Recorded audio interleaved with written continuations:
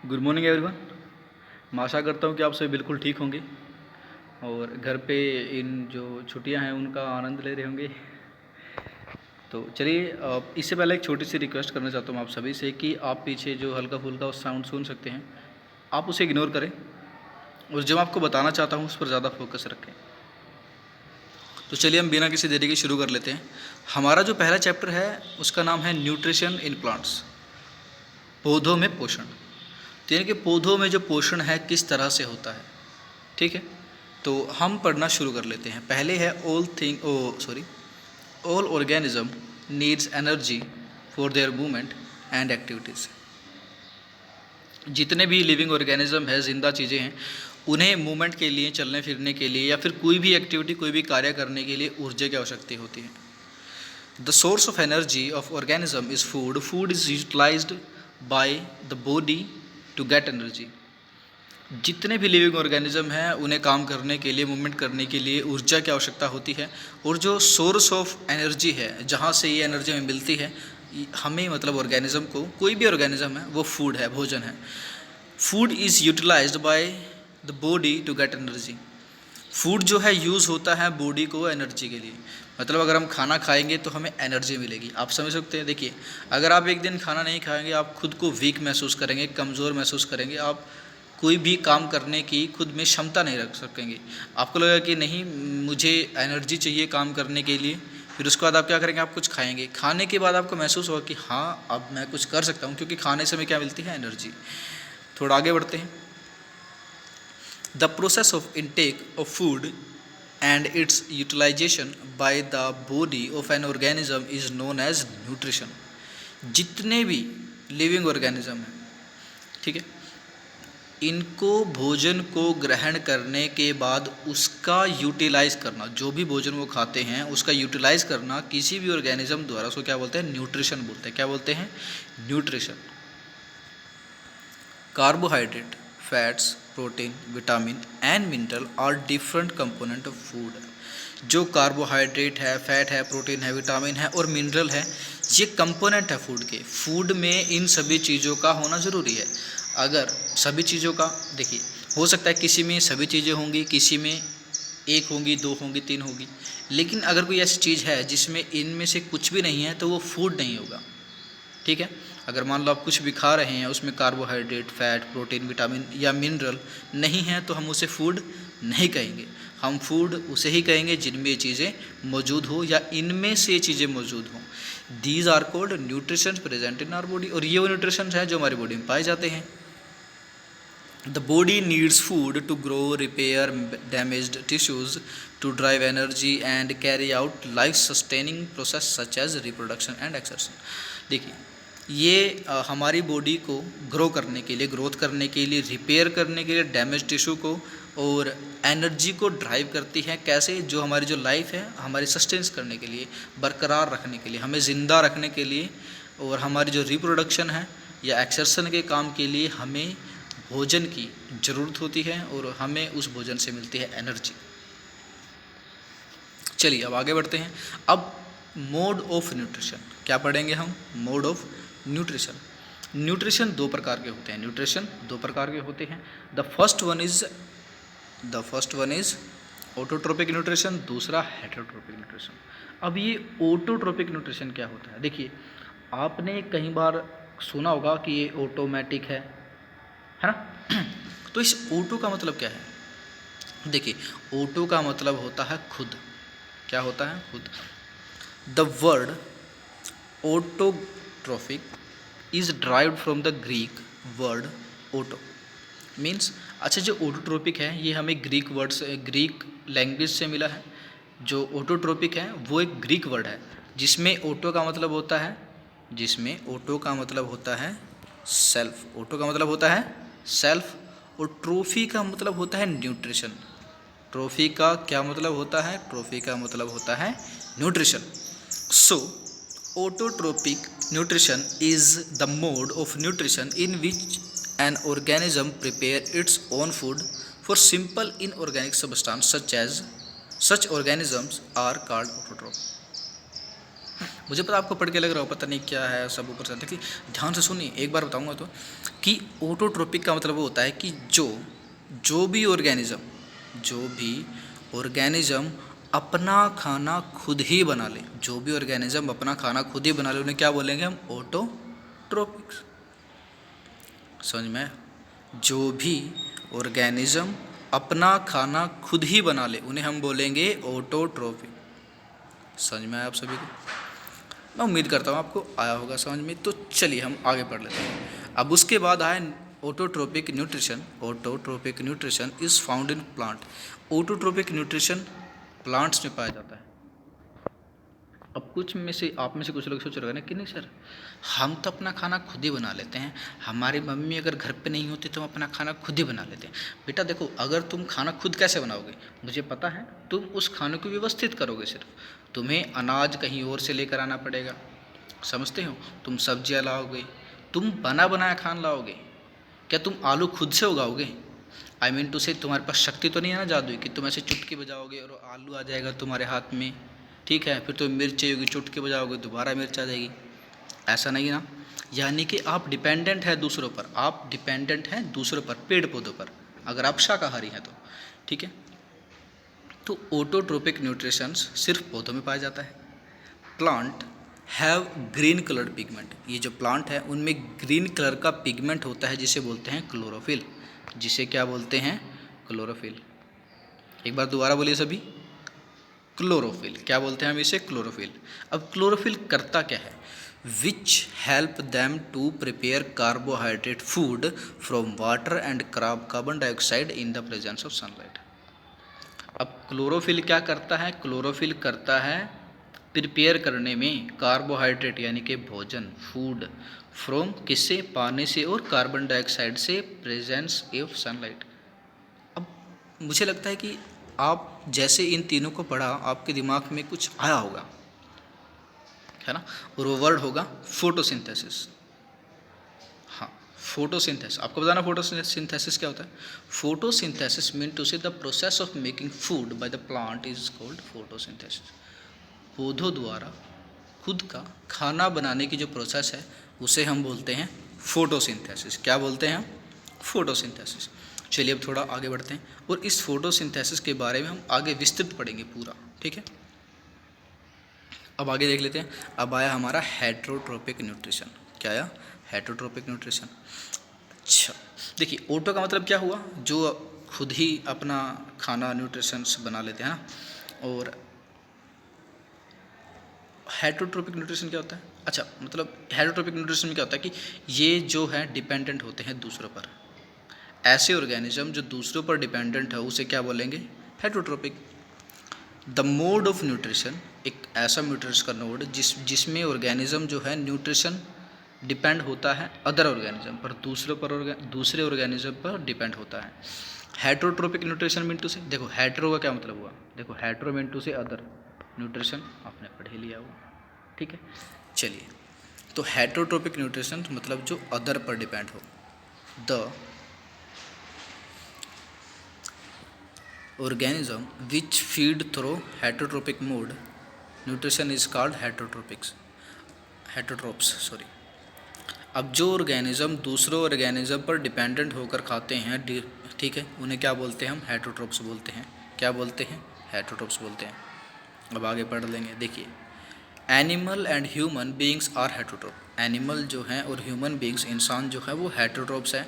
They can not produce their own food, they get their food from the plant और the other animal. वो जो अपना food है या तो प्लांट से उसे अपना फूड जो है तो प्लांट से मिलता है या फिर एनिमल से मिलता है। देखिए आप देख रहे हैं।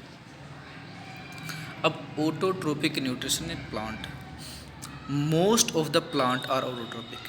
जी, मोस्ट ऑफ द, सारे प्लांट नहीं, कुछ प्लांट ऐसे हैं जो दूसरों पर डिपेंडेंट होते हैं, उसके बारे में चर्चा बाद में करेंगे, पहले ये देख लेते हैं। They prepare their own food, ये अपना खाना खुद ही बना लेते हैं।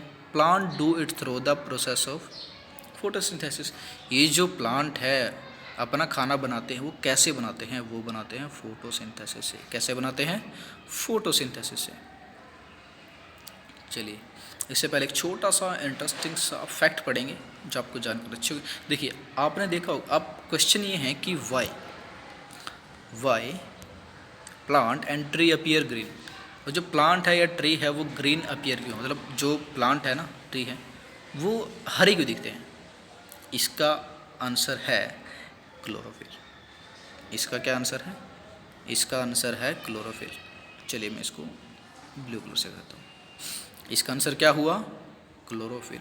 जी, chlorophyll gives plant their green colour because it absorb red and blue light and reflect green light. चलिए, आपको पता होगा लाइट, जो हमारी लाइट है उसमें सारे कलर्स होते हैं, लाइट में ही कलर्स होते हैं, लाइट की वजह से हम कलर को देख पाते हैं। तो अब क्या करता है, जो ये क्लोरोफिल होता है प्लांट में, ये जो ब्लू और ब्लू लाइट होती है और रेड लाइट होती है उसको ये रिफ्लेक्ट कर देता है, मतलब उसको एब्जॉर्ब कर लेता है, सॉरी, उसको क्या कर लेता है? एब्जॉर्ब कर लेता है, सोख लेता है। और जो ग्रीन होती है, जो ग्रीन लाइट होती है, उसे क्या करता है? उसे वो रिफ्लेक्ट करता है। क्या करता है? वो रिफ्लेक्ट करता है, मतलब वापस भेजता है। और जब जो लाइट रिफ्लेक्ट होकर हमें दिखती है, उसी लाइट को हम उसका कलर मान लेते हैं। ठीक है, अब रिक्वायरमेंट पढ़ेंगे, रिक्वायरमेंट ऑफ फोटोसिंथेसिस। फोटोसिंथेसिस की रिक्वायरमेंट, ज़रूरत। अब चलिए, सॉरी, हाँ, फोटोसिंथेसिस के लिए क्या क्या रिक्वायरमेंट चाहिए? अभी थोड़ी देर पहले आपको याद होगा, हमने पढ़ा था, है ना, वाटर, कार्बन डाइऑक्साइड, सनलाइट, है ना। अभी इधर पढ़ते हैं। The raw material required for photosynthesis है सनलाइट। जो फोटोसिंथेसिस के लिए हमें ज़रूरी चीज़ें, पहले सनलाइट, दूसरा क्लोरोफिल, फिर कार्बन डाइऑक्साइड पूरा, फिर water.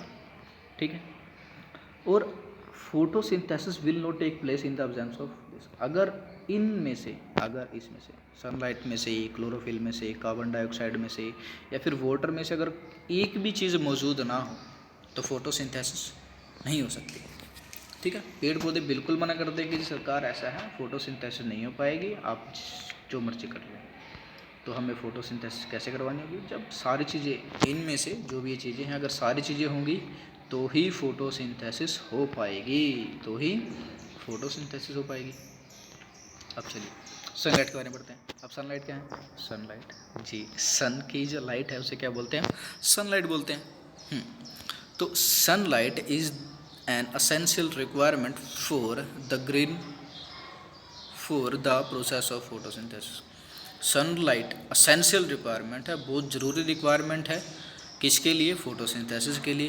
Chlorophyll, the green pigment presence in the leaves absorb sunlight and initiate photosynthesis. अब क्या है, जो क्लोरोफिल है वो ग्रीन पिगमेंट होता है पत्तियों में, वो सनलाइट को एब्जॉर्ब कर लाता है और इनिशिएट, शुरू करता है फोटोसिंथेसिस की प्रोसेस को, शुरू करता है फोटोसिंथेसिस की प्रोसेस को। ये जो प्रैक्टिकल टास्क है, मुझे हम इसे अपने जो स्कूल में आकर पढ़ेंगे, अभी आपको पढ़ने की ज़रूरत नहीं है। अब इसके बाद आया क्लोरोफिल। जी, क्लोरोफिल के बारे में चर्चा कर चुके हैं। क्लोरोफिल वो पदार्थ हैं जो प्लांट को हरा कलर देता है। अब थोड़ा सा विस्तृत पढ़ते हैं इस बारे में। जी, चलिए, plant have green colour because presence of the chlorophyll. तो जो प्लांट होते हैं उनमें ग्रीन कलर किसके कारण होता है? क्लोरोफिल के कारण, क्योंकि इनमें क्लोरोफिल होता है, इसीलिए जो प्लांट का कलर है वो ग्रीन होता है। क्लोरोफिल एब्जॉर्ब करता है सोलर एनर्जी को और कन्वर्ट करता है केमिकल एनर्जी में through the process of photosynthesis. अब क्या करता है ये जो है वो सोलर एनर्जी, यानी कि जो सन से मिलने वाली एनर्जी है, जो सन से मिलने वाली एनर्जी है, सोलर एनर्जी, जो सन से मिलने वाली एनर्जी है उसको कन्वर्ट करता है, उसको कन्वर्ट करता है किस में कन्वर्ट करता है? केमिकल एनर्जी में। किस में कन्वर्ट करता है? Chemical energy. कब, कैसे? ये फोटोसिंथेसिस के द्वारा। किसके द्वारा? फोटोसिंथेसिस। अब आगे बढ़ते हैं। You might have seen leaves red, doubt yellow, patches of color. These color leaves also do photosynthesis from the hidden chlorophyll in the such leaves. हाँ मुझे पता है। देखिए जब मैंने आपको कहा होगा कि पत्तियाँ हरे कलर की होती है तो आपके दिमाग में इस सवाल आया होगा कि नहीं सर पत्तियाँ तो और कलर्स की भी होती हैं, फिर आप खाली हरा कलर क्यों बोल रहे हो। देखो बेटा मैं कह रहा हूँ कि सभी की होती हैं, मतलब जो पत्तियाँ हैं वो लाल भी हो सकती हैं, ब्राउन भी हो सकती है, लेकिन इन सभी में क्लोरोफिल होता है और वो छुपा हुआ होता है। कैसा होता है? छुपा हुआ होता है। क्लोरोफिल कैसा होता है? छुपा हुआ होता है, हिडन होता है। अब आगे बढ़ते हैं। कार्बन डाइऑक्साइड, क्या पढ़ते हैं? Carbon dioxide. जी, कार्बन डाइऑक्साइड क्या है? कार्बन डाइऑक्साइड एक गैस है। कार्बन डाइऑक्साइड क्या है? एक गैस है। The main raw material used by the plant in the synthesis of carbohydrate is carbon dioxide। जो रॉ मटेरियल होता है प्लांट में सिंथेसिस के टाइम के दौरान, वो कार्बोहाइड्रेट, उसमें क्या होता है, वो कार्बन डाइऑक्साइड होता है। Carbon dioxide present in the atmosphere is taken by the plant. और कार्बन डाइऑक्साइड जो है वो एटमॉस्फेयर में हमारे होता है, हमारे वातावरण में होता है, और स्टोमेटा के द्वारा जो पत्तियों में होता है ये अंदर चला जाता है, टेकन कर ले जाता है पत्तियों में अंदर। किसके द्वारा? स्टोमेटा के द्वारा। स्टोमेटा सा आप एक प्रकार से कह सकते हैं कि ये छोटे छोटे होल होते हैं, गेट लगा लो आप इन्हें, इनके गेट से एंट्री होती है किसकी? कार्बन डाइऑक्साइड की। उसके बाद therefore carbon dioxide on reacting with water. अब इससे क्या होता है, जब कार्बन डाइऑक्साइड जो है, कार्बन डाइऑक्साइड जब रिएक्ट करती है किससे? वाटर से, इन the presence of sunlight, sunlight की उपस्थिति में और क्लोरोफिल की उपस्थिति में, फॉर्म्स ग्लूकोज। मतलब जब कार्बन डाइऑक्साइड जो है, जब कार्बन डाइऑक्साइड वाटर रिएक्ट करती है वाटर के साथ, सनलाइट और क्लोरोफिल की उपस्थिति में, तब फॉर्म्स मिंटू से बनना क्या बनती है? ग्लूकोज। ग्लूकोज मिंटू से कार्बोहाइड्रेट, और ग्लूकोज ही एनर्जी है। ग्लूकोज ही क्या है? एनर्जी है। जी, ग्लूकोज ही एनर्जी है। अब इसके बाद आती है वाटर की बारी। जी, वाटर, पानी। Water is another raw material required for the synthesis of carbohydrate by plant. Carbohydrates बनने के लिए पानी भी ज़रूरी पदार्थ है। पानी, water is absorbed by the root from the soil. पानी जो है वो पानी जो है रूट द्वारा सोख लिया जाता है। पानी जो है मिट्टी में से रूट द्वारा सोख लिया जाता है, एब्जॉर्ब कर लिया जाता है। It is transported to the leaves through the small pipe like tissue called xylem. अब क्या होता है कि ये जो पानी होता है वो सोख लिया जाता है पत्तियों द्वारा। पानी जो है पत्तियों द्वारा पानी जो है रूट द्वारा सोख लिया जाता है ज़मीन में से, और वो एक पाइप होता है इसके अंदर, उस पाइप का नाम है जाइलम। क्या बोलते हैं उसके? जाइलम। क्या बोलते हैं? जाइलम। जाइलम द्वारा वो पत्तियों के पास पहुंच जाता है। ठीक है बेटा, आज हम इतना ही पढ़ेंगे, उसके बाद कल मैं आपको बताऊंगा फोटोसिंथेसिस। तो आज एक बार आप दोबारा पढ़ना इसे अच्छे से। अगर कोई पॉइंट आपको नहीं समझ में आता तो आप मुझे कमेंट करके बता सकते हैं कि सर हमें ये यहाँ पर डाउट है, तो मैं आपको नेक्स्ट वीडियो में बता दूंगा मैं। लेकिन मैं चाहूँगा कि आप इसे पढ़ लें, है ना, ताकि मैं नेक्स्ट वीडियो में बता सकूँ। अगर ये चैप्टर छूटता है या बीच में से कोई पार्ट छूट जाता है तो फिर वो चीज़ आपको समझने में दोबारा दिक्कत होगी। इसलिए मैं चाहता हूँ कि आप पहली बार में पढ़ें, अच्छे से पढ़ें, समझें। डाउट होता है तो मैं हूँ, आप पूछिए, बेझिझक कमेंट करके पूछिए। नहीं समझ में आता है तो नेक्स्ट वीडियो में आपकी हेल्प पक्का होगी। ठीक है, आज के लिए इतना ही। Have a good day.